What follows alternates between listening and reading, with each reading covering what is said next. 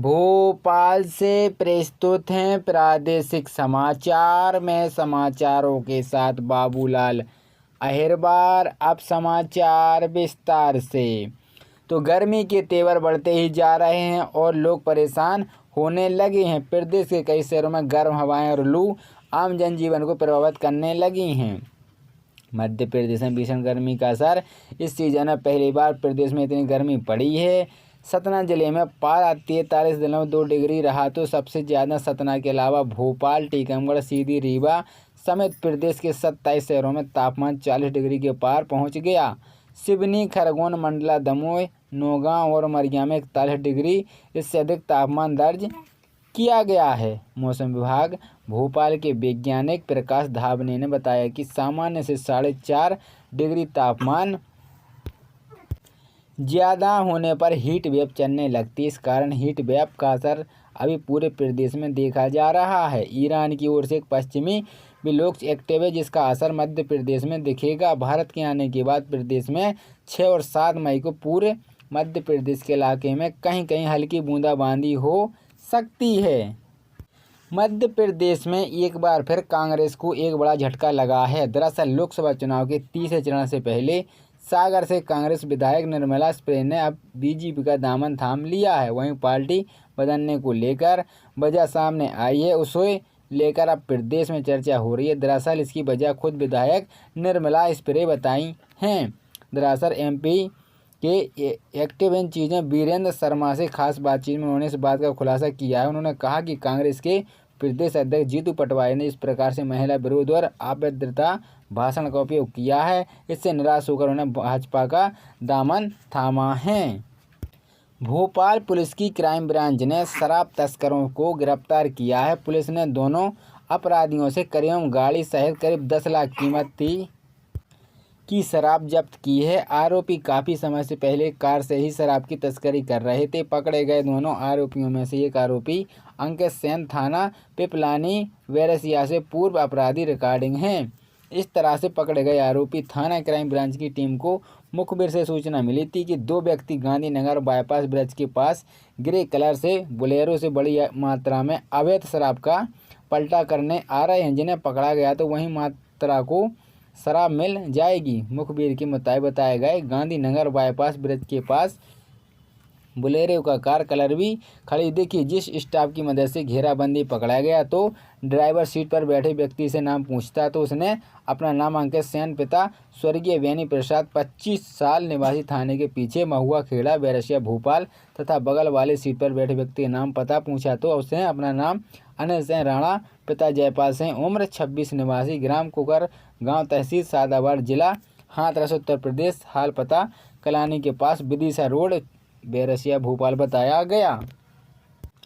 लोकतंत्र के महापर्व यानी लोकसभा चुनाव के तीसरे चरण के लिए मध्य प्रदेश की 9 सीटें। आज शाम चुनाव प्रचार का शोर मच गया। इन सीटों के लिए तीसरे चरण में 7 मई को मतदान होगा। इस चरण में 9 सीटों के लिए कई दिग्गज सहित प्रत्याशी चुनावी मैदान में हैं। एमपी के मुरैना, भिंड, ग्वालियर, गुना, सागर, राजगढ़, विदिशा, भोपाल, बैतूल लोकसभा क्षेत्रों में शाम 6 बजे से चुनाव प्रचार का शोर थम गया है। चुनाव प्रचार थमने के साथ अब चुनाव प्रचार संबंधित सभी गतिविधियां पूर्णतः प्रतिबंध रहेगा। इस दौरान सभी राजनीतिक दलों के बाहरी कार्यकर्ता व पदाधिकारियों को निर्वाचन क्षेत्र में बाहर जाना होगा।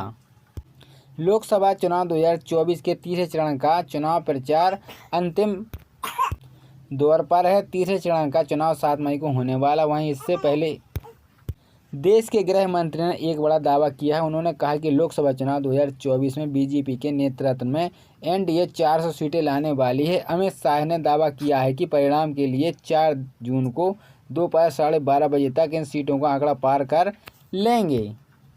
विधानसभा चुनाव के बाद से ही कमलनाथ के भाजपा आने की अटकलें लगाई जा रही थीं। इन अटकलों की ओर से हवा तक मिली जब लोकसभा चुनाव की घोषणा से पूरे कमलनाथ बेटे नकुल नाथ के साथ दिल्ली रवाना हो गए थे। हालांकि समय के साथ इन अटकलों पर विराम लग गया, लेकिन हाल ही में कैबिनेट मंत्री कैलाश विजयवर्गीय ने कमलनाथ जी के भाजपा में एंट्री को लेकर फिर बड़ा बयान किया है। दरअसल रविवार को भाजपा कार्यकर्ता आयोजित प्रेस वार्ता के दौरान कैलाश विजयवर्गीय ने कमलनाथ के भाजपा में आने पर बात रखी। उन्होंने कहा कि कमलनाथ अच्छे व्यक्ति हैं, यदि वह आते हैं तो उनका स्वागत होगा, हर किसी की जगह नहीं है। और क्या बोले विजयवर्गीय, कैलाश विजयवर्गीय ने प्रेस वार्ता के दौरान भाजपा की चुनावी तैयारियों की भी जानकारी दी। उन्होंने कहा कि मतदान प्रतिशत बढ़ाने के लिए हम कार्यकर्ताओं के साथ प्रत्येक बूथ पर काम कर रहे हैं। इंदौर के मतदाताओं से मोदी जी को तीसरी बार प्रधानमंत्री बनाने के लिए मतदान करने का आग्रह करेंगे। दिग्विजय सिंह के इस सीट पर चुनावी समर तनने के बाद परिदृश्य बदल गया है। अब रोडमाल नागर भी चुनाव प्रचार में ही नजर आ रहे हैं। चिल्लाते धूप दृष्टि ग्रामीण अंचलों का दौरा कर रहे हैं। 32 साल बाद हुई है दिग्विजय सिंह की वापसी। इस सीट पर दिग्विजय सिंह की वापसी 32 साल के बाद हुई है, लेकिन इसका मतलब ये नहीं कि निकाला जा रहा है कि उनकी स्थिति मजबूत है। इस लोकसभा क्षेत्र के सुदृश्य इलाके में चुनावी सभा यूं कहिए कि धक्कड़ सभा चल रही है। मंच सजा हुआ है जिस पर चुनावी कांग्रेसी मौजूद हैं। वे आओ गाँव दिग्विजय सिंह के साथ उनके पुत्र विधायक जयवर्धन और उनके छोटे भाई लक्ष्मण सिंह मौजूद हैं।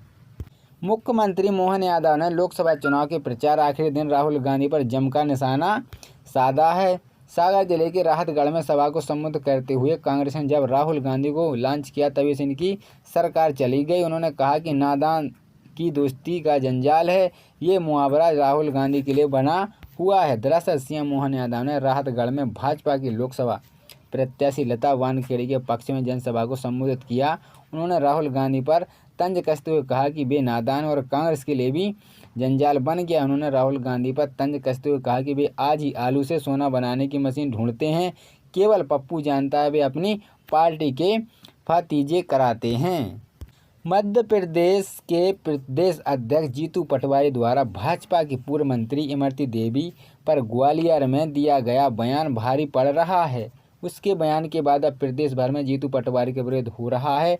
ऐसे में इंदौर स्थित निवास और के लिए बैतूल के बाद अब अशोकनगर जिले में भी जीतू पटवारी का पुतला जलाया गया है। भाजपा में जीतू पटवारी और कांग्रेस पार्टी पर जमकर हमला होते हुए दिखाई दे रहा है।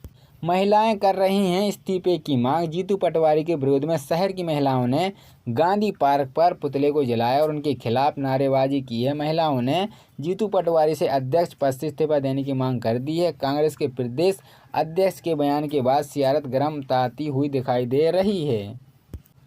केंद्रीय मंत्री ज्योतिराज सिंधिया की मां माधवी राजे सिंधिया की तबीयत और ज़्यादा बिगड़ गई है। इसकी जानकारी मिलने के बाद सिंधिया ने अपने सारे काम रद्द कर दिए हैं। वे भोपाल 4 बजे की स्पेशल फ्लाइट से दिल्ली रवाना हो गए हैं। राजा भोज एयरपोर्ट के सूत्रों से इनकी पुष्टि की गई है।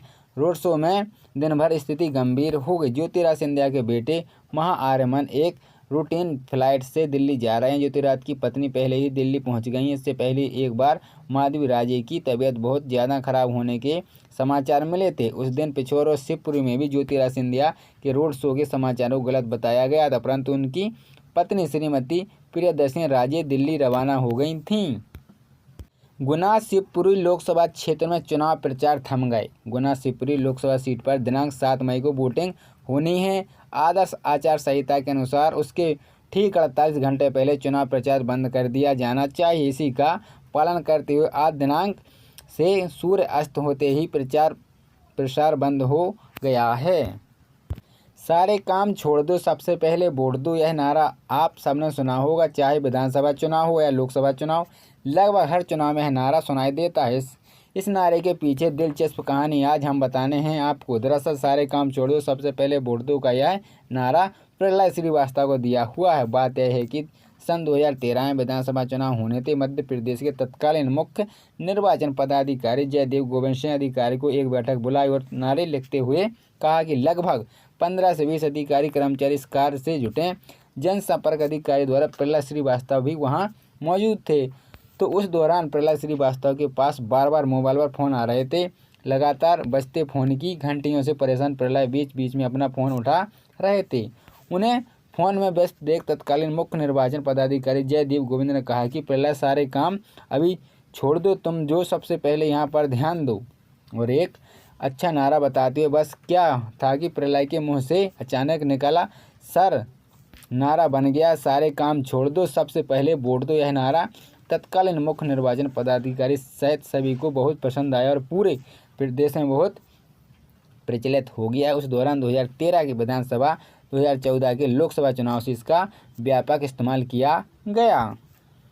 ग्वालियर में रिश्तों को तार-तार करने वाला एक सनसनीखेज मामला सामने आया है, जहां रिश्ते में फूफा लगने वाले व्यक्ति ने 3 साल तक अपनी ही भतीजी का शारीरिक शोषण किया।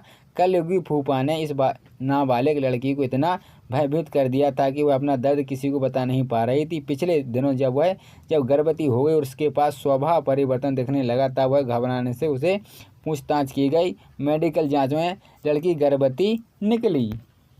मध्य प्रदेश में अवैध मादक पदार्थों का कारोबार थमने का नाम नहीं ले रहा है। प्रदेश में अवैध मादक पदार्थ कारोबार चरम सीमा पर है। मिली जानकारी के मुताबिक लोकसभा चुनाव से ठीक पहले भोपाल क्राइम ब्रांच पुलिस ने अवैध मादक पदार्थों को लेकर बड़ी कार्रवाई की है, जहां क्राइम ब्रांच पुलिस ने 2 गांजा तस्कर को गिरफ्तार कर उनके कब्जे में 5 किलो गांजा जब्त किया है।